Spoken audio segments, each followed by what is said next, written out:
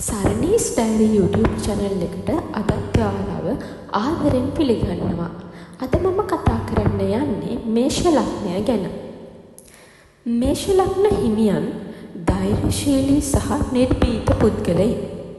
ඔවුන්ට පුළුවන් අභියෝගවලට බය නොවි මුහුණ දෙන්න. ඒ වගේම ඔවුන් නායකත්ව හැකියාවෙන් යුක්තයි. ඔවුන්ට පුළුවන් නායකයින් ලෙස පෙනී සිටින්න වගේම හොඳ තීරණ ගැනීමේ හැකියාව ඔවුන් සතුව තියෙනවා. ඔවුන්ට ශක්තිමත් ශරීරයක් සහ හොඳ ශක්තියක් තියෙනවා. ඔවුන්ට හොඳ ආකර්ෂණ ශක්තියකුත් තියෙනවා. ඔවුන් ඉක්මන් ක්‍රියාකාරීත්වයෙන් යුක්තයි. ඔවුන්ට ලැබෙන හැම කටයුත්තම ඔවුන් කල් දමන්නේ නැතුව ඉක්මනින් කරනවා. ඔවුන් ආශාවන්ගෙන් පිරුණු පුද්ගලයින්. ඔවුන්ට ඉස්සරහට යන්න, උසස් වෙන්න කුසලතා තියෙනවා. ඒ වගේම ඔවුන් ක්‍රීඩාකාරී සහ සක්‍රීය පුද්ගලයින්. ඔවුන් විනෝදය ඒ වගේම ක්‍රීඩා කටයුතු වලට ඇබ්බැහියක් දක්වනවා. ඒ වගේම මේ මේෂ ලග්න හිමියන් ඉක්මනින් කෝප ගන්න අයයි. බොහෝ වෙලාවන් වලට පුංචි පුංචි කාරණාවලට ඉතා තදින් මොවුන් කෝපයට පත් වෙන්න පුළුවන්. ඒ වගේම මොවුන්ට ඉවසිලි නැති බවක් තියෙනවා. අනිසි තීරණ ගන්නවා. ඒ කියන්නේ සිතන්නේ නැතුව ඉක්මන් තීරණ ගන්නවා. ඒ වගේම මොවුන් වෙලාවකට තමන්ගේ මතය පමණක් වැදගත් කියා හිතලා හැසිරෙන්න පුළුවන් අයයි.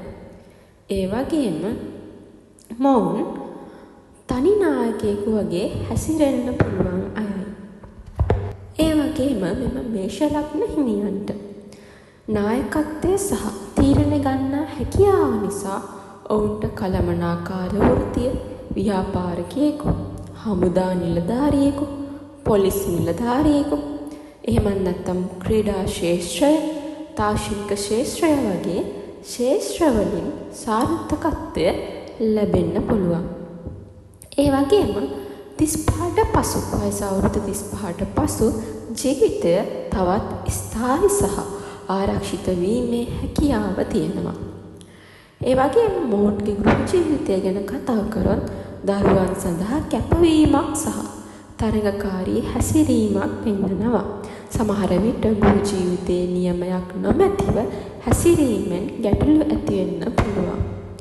ඒ වගේම සංසුන් නොවීම නිසා ආතතිය වගේ දේවල් ඇතිවීමට හැකියාව තියෙනවා. මේෂ ලග්න හිමියන් සංසුන් වීමට සහ ධෛර්යය පවත්වා ගැනීමට යෝගා භාවනා වැනි ක්‍රම භාවිතා කරන්න. ඉවසිලිවන්ත බව වර්ධනය කරන්න තීරණ ගැනීමට පෙර සිතා බලන්න.